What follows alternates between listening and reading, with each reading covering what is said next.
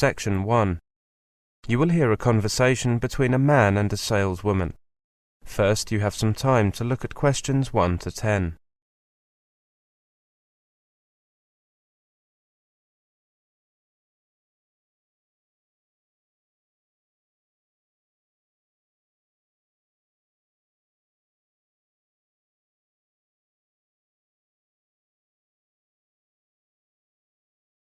Now listen carefully and answer questions 1 to 10. Good morning, sir. How can I help you? I'd like to rent a car, please. Certainly. What kind of car were you thinking of?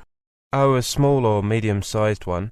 Could you show me a brochure or leaflet with the different available types? Of course. We have one type of small car and two types of medium-sized ones.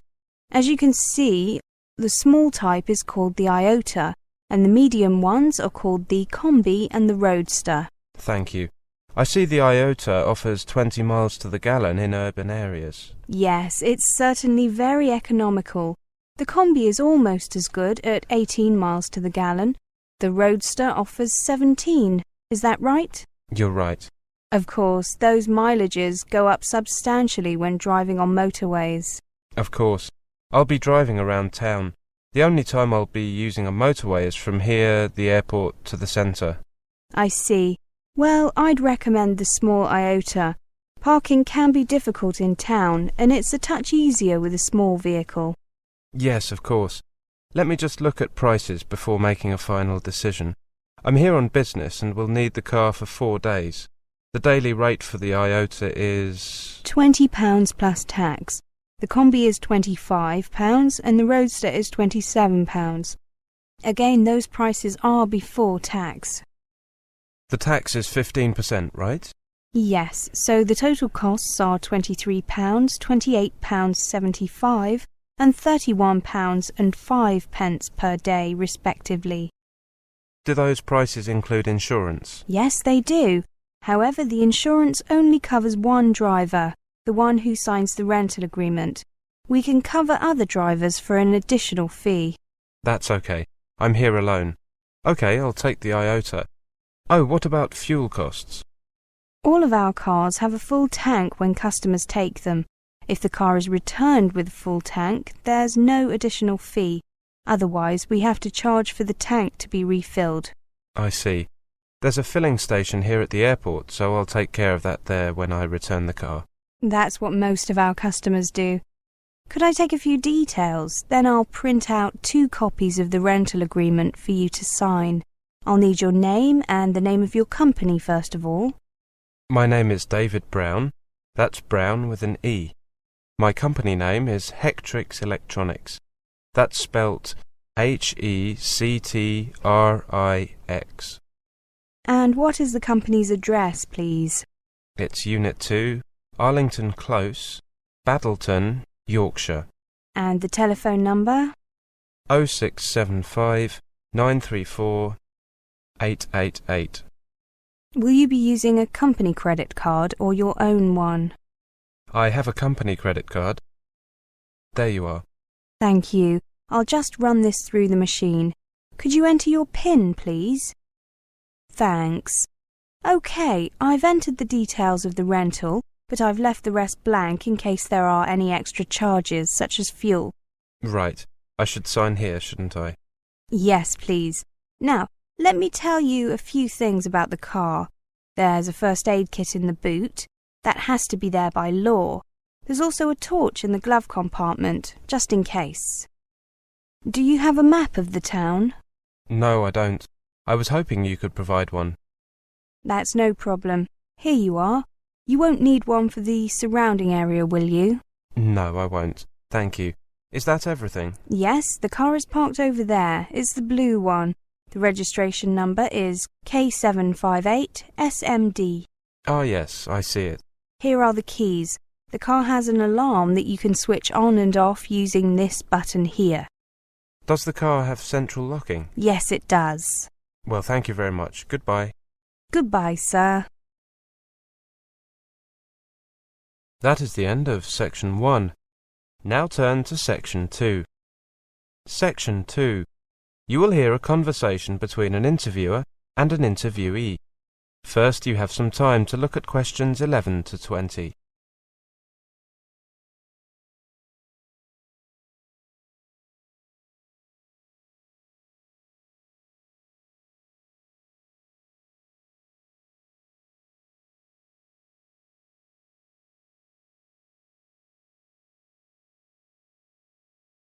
Now listen carefully and answer questions 11 to 20. What was your holiday location and how did you hear about it?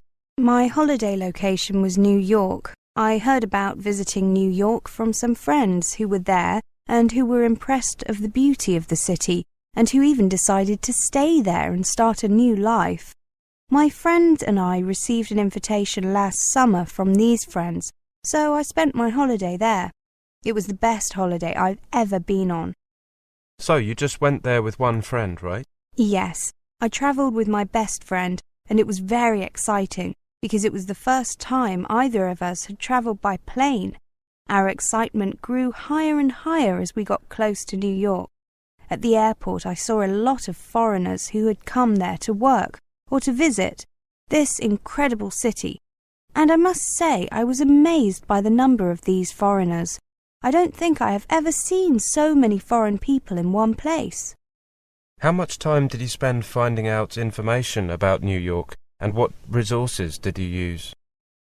I gathered the information I needed from my friends who lived there, from the internet, from the brochures that I took from the American Embassy, and of course from the travel agency where I got an idea of the cost of the trip and the flights.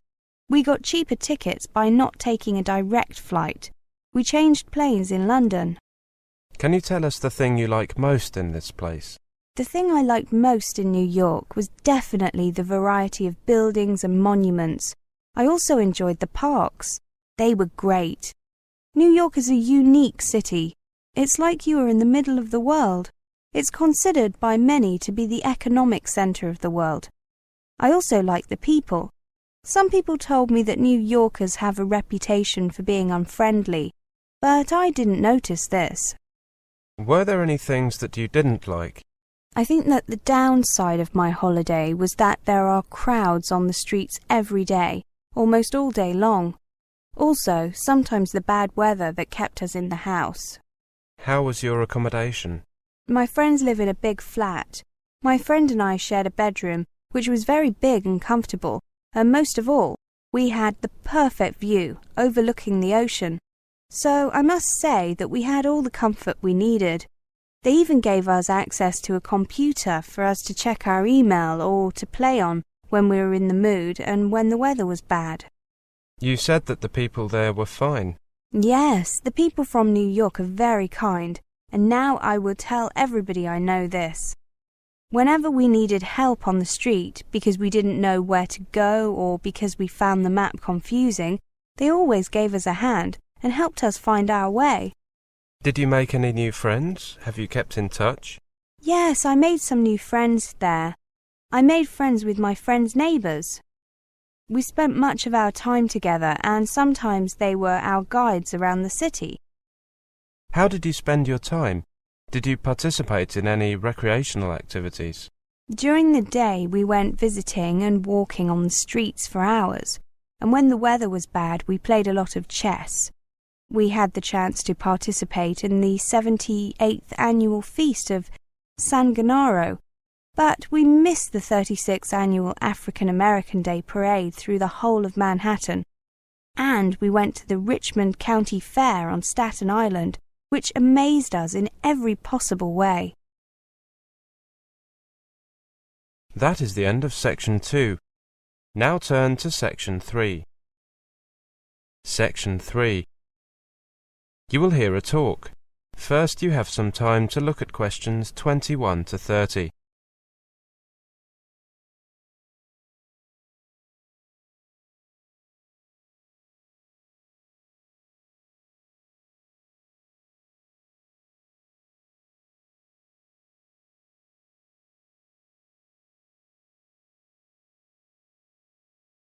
Now listen carefully and answer questions 21 to 30. Come in, everyone. The office might be a bit crowded with 4 of us and all these materials. There's coffee over there, help yourselves. Now, we're here to discuss 3 types of learners: kinesthetic, visual, and auditory, and how we can teach each type. I gave each of you one of them to consider. Jack, can we look at yours first, please? You were assigned to kinesthetic learners, weren't you? Yes, I was. The first idea I had was using gestures, particularly finger gestures. Teachers can use them to emphasize stress on certain syllables. They can also use their fingers to write words in the air, spelling out the letters. The second thing is that the teacher can use the board. The teacher can ask students to spell words by going to the board and writing them up. The teacher could also ask students to write a letter each, in order. The teacher could put a poster on the board and students could go to the board with labels and label it as directed by the teacher. Another possibility is to ask students to organize words into categories on the board. Good. The important thing is to keep kinesthetic learners active, moving. Games are good for them. Jack, did you think of any? Yes, Helen. I thought of a couple. One is like charades. Divide the students into 2 or 3 teams. Give the students on one team some words and ask them to act them out. For example, if the word is cold, a student might shiver. The other teams have to guess the words. Good idea. Simple but effective. Well done. Tina? Well, I was asked to think about teaching visual learners. Flashcards are good in my opinion. The students can guess words from seeing part of the flashcard, which can be a word or a picture. Or the teacher can show students the flashcards very quickly. Maybe that's how flashcards got their name. Flashcards can also have different background colours depending on which part of speech they are. Noun, verb, adjective, adverb, etc. Students could also learn from their peers by highlighting words they don't know, in a text for example, then helping each other with unknown words. I know a good game for visual learners. Make a set of cards, half with words on and half with pictures. The cards are face down and students can turn over 2 at a time. If the word and picture match, they keep the cards. If they don't, they turn them face down again and the next student tries. Great idea. Visual learners are often good at categorizing words. Each page in the student's notebook refers to a category of words. Students write new words on the correct page in their notebook for faster recall. For example, page 1 might be food, and page 2 could be telephone phrases. Spider diagrams are good too. Yes, they are. Helen, you were assigned auditory learners. OK, I had these ideas for teaching auditory learners. First, they could listen to a dictation and draw what they hear. For example, students listen to the teacher describing items of furniture and then draw them in the appropriate rooms of the house. Or the teacher could describe a picture. After the description, the teacher and students can see whose picture was closest to the original. Flashcards can also be used. Each student gets a flashcard and they hold up their card when they hear that word or phrase in a song, poem or story. Another way of using them is to go around the class, with each student adding a sentence to a story, including the word on their flashcard. Auditory learners can also learn using songs and music. Any suggestions? The teacher could give the students a text of a song, the lyrics with some words replaced by a rhyming word. Students then listen to the song and make corrections. That's a really good idea. Perfect for auditory learners. Well, thank you for your suggestions. I have a few other ideas you might consider. That is the end of Section 3. Now turn to Section 4. Section 4. You will hear a lecture on note-taking. First, you have some time to look at questions 31 to 40.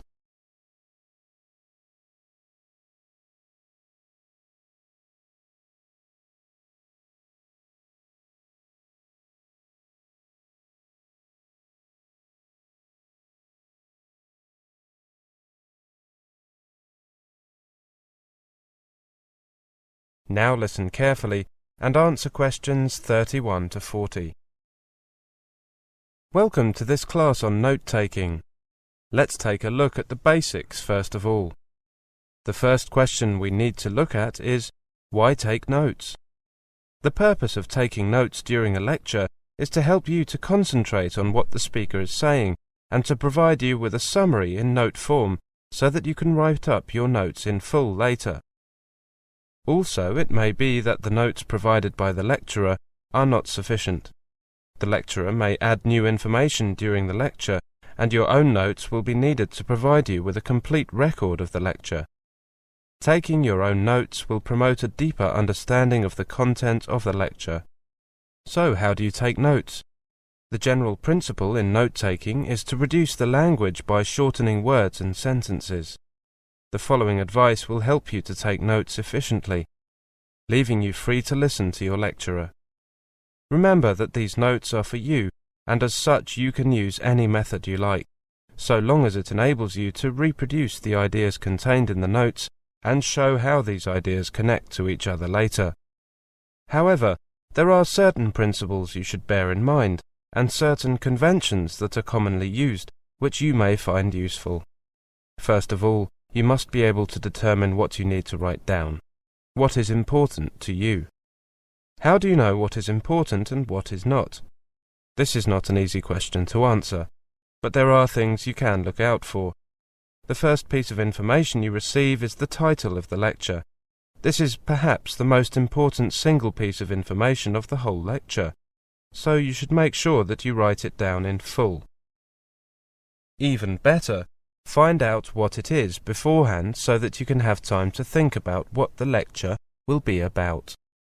Secondly, listen for direct or indirect signals from the lecturer that tell you what is important. As a direct signal, for example, he or she may say, "This is important, write it down," or "Make sure you get this down," or he or she may make indirect signals such as pausing before saying something important, or saying it slowly, loudly, or with greater stress. Listen for repetition.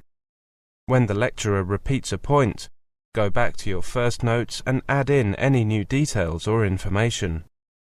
When a teacher or lecturer recommends a student to read a book, it's usually for a particular purpose. The book may contain useful information about the topic being studied, or it may be invaluable for the ideas or views that it puts forward, and so on. In many cases, the teacher doesn't suggest that the whole book should be read. In fact, he may just refer to a few pages which have a direct bearing on the matter being discussed. Now, how should you write your notes? As mentioned above, you can make notes in any way that you like, but the following guidelines will help you to develop a style that is both quick and accurate. Concentrate on the important ideas. Avoid repetition and omit things that do not need to be stated specifically, because only you yourself will be reading the notes, and you will know what they are referring to. Summarize important ideas.